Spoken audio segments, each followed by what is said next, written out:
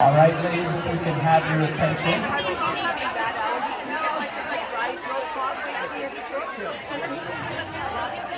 All right, if we can have your attention, I'm going to turn the time over to Elisa Rincon, our president this year.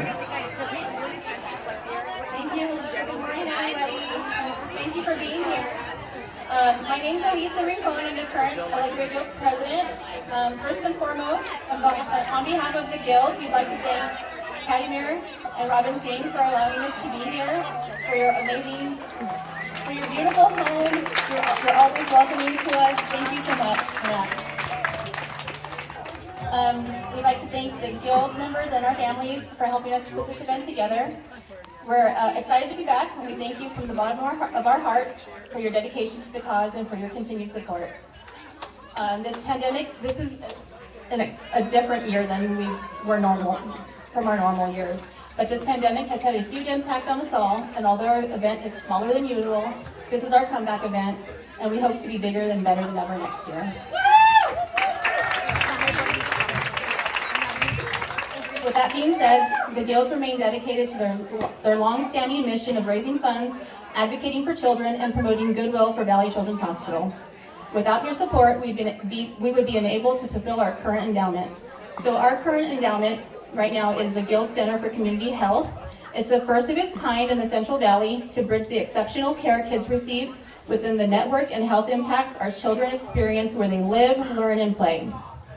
So if you're interested in learning a little more about this endowment, you can see the Valley Children's website and search the Guild Center for Community Health and view the informational video featuring Derek Carr.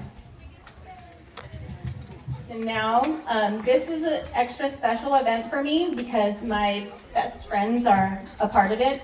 I'd like to introduce my best friends and Alegria Guild's second VP, Melissa Boucher. She is also the Day in the Country chair.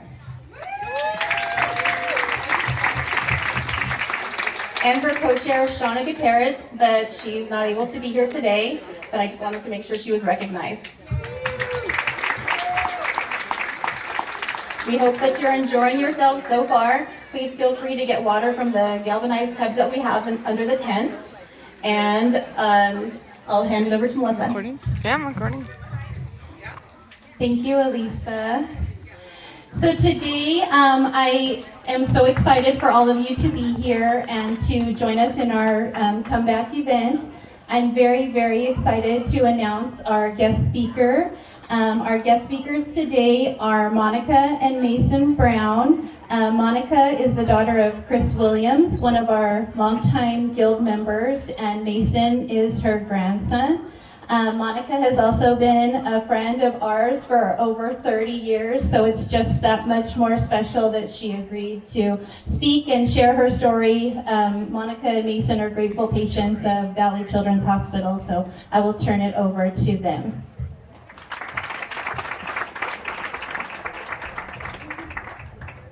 All right, hello. Can everyone hear us all the way in the back? Yes. All right, wonderful.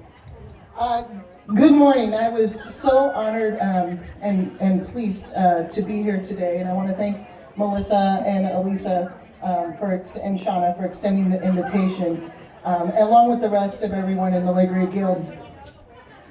I'm not sure if everyone is familiar with their work. You probably are if you're here. But this organization, along with the other hospital guilds, has worked tirelessly for decades to support Valley Children's Hospital. And personally, I want to thank each and every one of you ladies and the volunteers here today, because after being able to use the hospital, unfortunately, my appreciation for what you guys do is tremendous. I can never say the right words for that. And they have done a beautiful job today under many, many constraints to make a wonderful event, and let's give them a round of applause. Really appreciate it. All right, so obviously, as Melissa mentioned, my mom is a long-time active Guild member, and so I've known about the Guilds and the hospital for my entire life. So, like 29 years or something like that. My mom, was a chairperson, a president, all the things. So I volunteered at events and got to know these organizations pretty closely. And always also had a very good opinion and image of the hospital in my mind as well, knowing it's a great place and a safe place and all that sort of thing, which came in handy. So I do remember as a child that over the years people would ask my mom, Chris, why do you keep volunteering so much, like so many hours? And I'll remember one time, one of her responses, and she may or may not even remember this. Remember one time she said, because one day if my kids or any other kid needs this place, we need it to be here. And thankfully my brother and I never needed Valley Children's Hospital, but about 2 years ago next month, our family really, really needed it in a big way, and we will forever be grateful for that. So let me ask you guys here, how many of you are parents or grandparents? Lots, right? Okay, and I'm sure the rest of you have a child or a family member in your lives that you think about and care about, right? So when you think about them, you think about like the good times, the happiness, when they're healthy. That's how all of us are, and that's what we want to continue thinking. But in order for me to convey this story and really, I'm already gonna get emotional, this is weird. So in order for me to convey this story and how appreciative and grateful we are, I need to kind of tell you things to help you understand how it felt to walk into that hospital as a parent with a patient. And it's so different. So we walked in there and it's just different. You're confused, you're scared. And as I tell you Mason's story, our family story, I hope you get a better understanding how extremely important, valuable, and life-saving this amazing hospital and their staff is. I guarantee that many, many other parents have walked into those walls and had the same feelings that I do. And the work that everyone is doing here today just makes that more important and more special to support that. So here's our story. 2 years ago, Mason here had just started his freshman year of high school. When he graduated the 8th grade, he was a few inches shorter and a little bit fluffier. But over the summer, he was playing on 2 different baseball teams, going to multiple camps. He was a busy kid, very active. And he had been growing, shooting up. We come from a tall family, so he had been putting on some inches there, slimming out. And obviously he's a nice, tall, handsome boy. He's not gonna like me saying. He had been making good food choices. He's growing up and starting to make good decisions. And we were really proud of him, and we thought, wow, he's getting so healthy and thin and fit. This is great. And the school year started and kind of kept on that path. But we were missing some of the signs that, in hindsight, things like, that we chalked up to being, this is a growing teen boy. He was having massive leg cramps at night that were waking him up. He was having unexplained stomach aches, and he ended up losing 55 pounds, which was kind of a lot for him. You've grown like 4 inches too. So fast forward to the Thanksgiving holiday of Mason's freshman year, so 2 years ago now. Well, we always go over to the Eastern Sierras. Our college friends have a huge get-together, and there's tons of kids that my kids are great friends with. And basically, we roll in, and we don't see the kids from sunup to sundown unless they need food. So that's typical for Mason. He spends the whole time in snow boots and snow pants and has a great time. The trip started off that way, like normal, and a few days in, he started taking naps. And it's really high altitude and dry there, and I thought, oh, maybe you're a little dehydrated. I start pushing water, like the naggy mom I am. Water, water, water. So he's drinking a lot of water, and a lot more water, and a lot more water, and then all of a sudden, 2 days, he pretty much spends the whole time in bed. And I thought, this is really weird, but maybe he's coming down with something, there's that flu going around or whatever. So we sort of kind of chalk all this up to, he's probably getting sick with something and the elevation and whatnot. The trip, was a lot of fun, ended up well, and as we ventured home, he still seemed a little bit tired and worn out. So I called the doctor and made an appointment for when we got home. And We never made it to that doctor's appointment, same day. Over the course of that morning, it went from not so good to a lot worse. And I'll spare you the details. But it became very apparent to me that we were not messing around anymore. So I convinced him, let's go to the ER. And he gladly jumped at that, which if you know Mason, that wasn't gonna be something he wanted to do. So Mason, though, is not the luckiest kid. He is kind of what I'd like to call a gold star, frequent flyer ER visitor. He's visited many, can rank them all for you. He's swallowed toys, he got hit in the face with a baseball during a game. He had emergency appendix removal. Even one time up at Camp Adahi, I had to drive him down to go to the ER. Remember, Trisha? That was fun. So this one, though, the ER experience was way different. So we live in Modesto now, and we went to our local hospital, which is Doctors Medical Center, and it's not a children's hospital, obviously. And really quickly, we got fast-tracked to like a holding room, or in the back, exam room, holding room, that now I realize is because they were gonna really quickly get us out of there.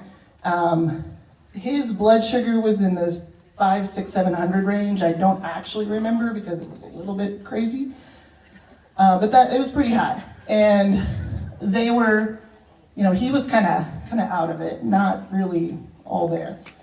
And they acted extremely fast. They had a lot of trouble getting IVs in him. His veins were very weak. He was very dehydrated, and he just was not well. Within 30 minutes, they came up to me and they said, "Okay, Mom, well, you got to decide. We need to pretty quickly get into a children's hospital because he's only 14. We can't treat this here. We don't do the diagnosis. And we're looking at Valley Children's and we're looking at Oakland." Well, I said Mason goes to hospitals. He's been to both before. So I kind of thought about it and I thought, well, my gut tells me this is not good and I'm gonna need a little support. So I said, I prefer Valley Children's. That's where we'd like to go if we can. So what Mason really didn't realize when I made that decision is they really wanted him to be there in a very short amount of time. So to go to Oakland, traffic in the Bay Area was a guaranteed helicopter ride. To come to Madera was an ambulance ride. So, I opted for Madera. He was a little bummed when he found out later. So the ride down here was actually a blur, pretty scary. They put a specifically trained RN with us that had to travel with him. We had to make the paramedics ride in the front. So it was me and this guy in the back, and he checked Mason's blood sugar multiple times between Modesto and the hospital, and was really monitoring a lot. And once we got to Valley Children's, and we rolled up on in there, that's when it kind of started, where I saw the side of it that is just extremely different than going to see a patient or having lunch there, going on a tour, any of that. It was just very different. These people are smart and good. So that's the first thing. But they know that every parent that comes in there is worried and confused, and they are masters at knowing how to take care of you. I felt like Mason wasn't the patient, but our whole family was under their care, if that makes sense. So the minute we arrived there, though, these doctors and nurses and staff held our hands the whole time. I do remember the ER doctor telling me at one point, he's very, very sick, but they're going to take good care of him, he'll be okay. And later found out his levels were so high, he was at great risk for seizures or a stroke or a coma, which is pretty terrifying, but we got there definitely in time. Over the course of the next few days, Mason's blood sugar was slowly stabilized, and the team worked towards an actual diagnosis. And it was very clear to my husband and I that this was not their first rodeo. These people knew what was gonna happen before it happened, actually. Like, they were so smart and so good, so much experience. And they understood every aspect and could explain it to us very well. None of it was new to them. And their confidence and their knowledge with that helped us tremendously. So unbeknownst to us at the time, we really had lucked out because Valley Children's Hospital is, for their endocrinology and diabetic services department, which is one of the many departments that they have at the hospital. It is nationally ranked for over 5 years as one of the best children's hospitals for that department by U.S. News and World Report, which is pretty cool because not like you have time to shop around for a hospital in this situation. We just kind of lucked out. But that particular department actually sees over 11,000 patient visits a year. It's 11,000 children. 2,500 of those patients are type 1 diabetics. That's a lot. So the team there that they're able to have, like Mason's team, includes board certified pediatric endocrinologists, which is really important, that distinction that these endocrinologists are specially trained for children with this disease. It also includes certified diabetes educators, registered endocrinology nurses, social workers, board certified clinical psychologists, and registered dietitians. So you get, not to mention all the other people there. I mean, there's so many experts that are experts in the very detailed areas that you need help with. So Mason's team was assembled, they ran a slew of tests, and pretty quickly he received the diagnosis of type 1 diabetes. It's not run in our family. Nobody has it. We were pretty shocked. So if you don't know, because I had heard of type 1 diabetes, but I really did not know much about it until Mason was diagnosed. So type 1 diabetes is an autoimmune disease. It's very, very different from type 2. It affects the pancreas and its ability to produce insulin. So we make fun of Mason's pancreas all the time, that it's useless. Yep. It can be it is a life-threatening disease. In the US, there's estimated 200,000 people under the age of 20 with type 1 diabetes. And a patient's health and success is very dependent upon the care and education that they get from their health team. And that we are so fortunate for him to be a part of Valley Children's Hospital because obviously they are the best at this. So type 1 diabetes is a type of disease that requires constant attention. The ladies that were at Camp Adahi know because they had to do it for a week. Mason is completely insulin dependent, which means that he has to monitor his blood sugar 24/7 and treat it with insulin to keep in range, or with food to bring it into range. His care will be lifelong, but he can live a regular, normal life. The care includes using multiple different pieces of technology that were completely new to us. Obviously, we had never used them before. Learning how to prick his finger, check glucose levels, and give himself injections, which was really new since the kid would freak out from getting, like a shot before. He was very anxious around needles, and the staff and the trainers worked with him a lot to become comfortable with that. We had to learn to use emergency equipment and tools to use if he has emergency highs or lows. Obviously, there's a lot to learn. There's so much about it. You have to learn about food to a great detail because every bit of food he puts in his mouth, he has to calculate the carbs in order to give himself the correct insulin. Luckily, he's really good at math, so he's able to do his counts pretty easily. But it's a lot to learn. So the amazing thing is that Valley Children's Hospital has a wonderful education program. And our education started the second day that Mason was in that hospital. We had a wonderful nurse who was specifically trained as a type 1 diabetic educator. She spent hours with us over the course of 3 days, and she taught us how to do all the things we needed to do to take care of Mason. She is a mom of 2 diabetics herself, so She provided a lot of emotional support for me over the course of those couple days. She understood how I felt. She was very compassionate and caring. She explained things over and over to us very patiently. As you can imagine, I was tired and run down and had been crying a lot, and it was pretty stressful. She sent us home, the team sent us home with instructions, supplies, everything we could possibly need. Let's see here. And she really gave us hope because she talked a lot about, her kids with diabetes are older than Mason, so she talked a lot about, the normal life they led. She knew like celebrities and athletes that were type 1 diabetics, and while she conveyed the seriousness of the disease, and we have to pay attention to it constantly, she also had a lot of stories to make us feel good that this wasn't, life-ending. Life-changing, but not life-ending. The team made sure we were 100% comfortable before we even left. They would let us stay as long as we needed to make sure we can take care of him. Once we got home, that care didn't stop. So when you leave there, you're still their patient. For the first few months, we had regular calls and check-ins with the endocrinologist and the diabetic educator. And now we do have daily access to them, but we go once every 3 months, come down here to Madera, go for a checkup. Throughout this experience, we've become just increasingly impressed with Valley Children's Hospital. The service and care is outstanding. The emotional support is priceless, and the education they provided to us was top-notch.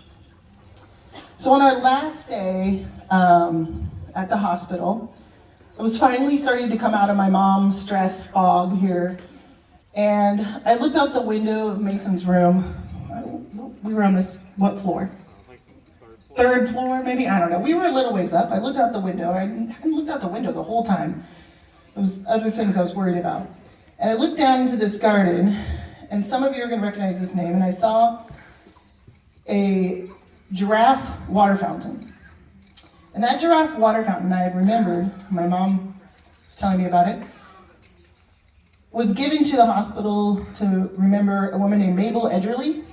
I don't know if, there's got to be people here that remember Mabel. I know Kathy and Cheryl over there definitely do. But Mabel was a part of the Allegra Guild for many years, and a lot of us in the community here knew Mabel growing up. She was kind of like the grandma to everyone and who everyone wanted and aspired to be, because even well into her 80s, she was active in Guild. So it kind of made me smile and kind of came a little full circle when I looked out that window and saw that that water fountain was right there. And it really kind of brings us back to today and why we're all here. So now I'd like to introduce my son Mason so he can tell you the story from his side, which is very different from mine.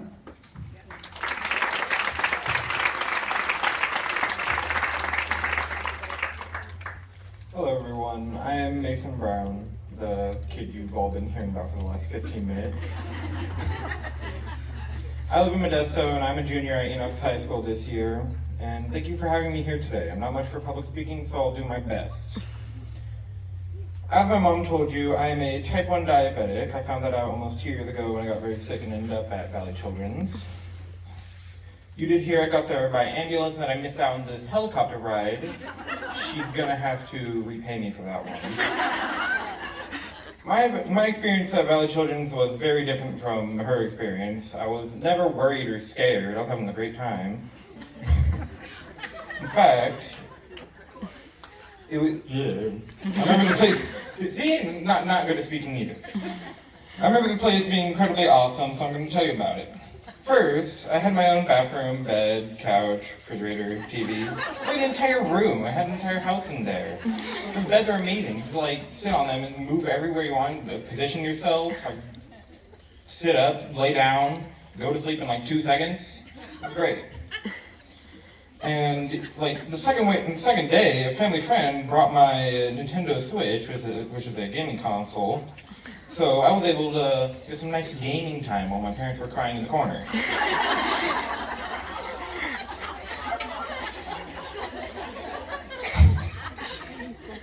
Also, the room service. each day I got this menu with all my carbs counted out. I just kind of like picked what I wanted, and it arrived all hot and nice. I was at like a luxury hotel. Didn't have to do anything.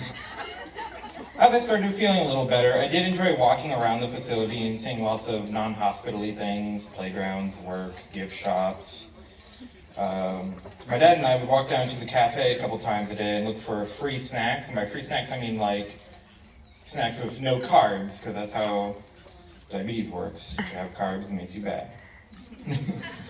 One of those visits, they were out of the free snacks, and I was a little sad. So one of the cafe workers noticed and found some more in the back. Pretty nice. I was able to have a lot of my family come visit me too. Some are even here today.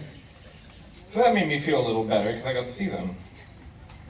Anyway, I bet you're all wanting to go over to the auction or continue the thing, so I'm gonna leave ya.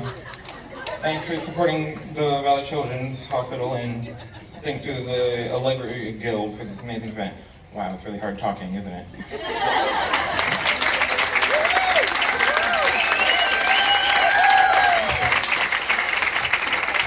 Wow, that was so great. Thank you, Mason, and thank you, Monica. Thank you.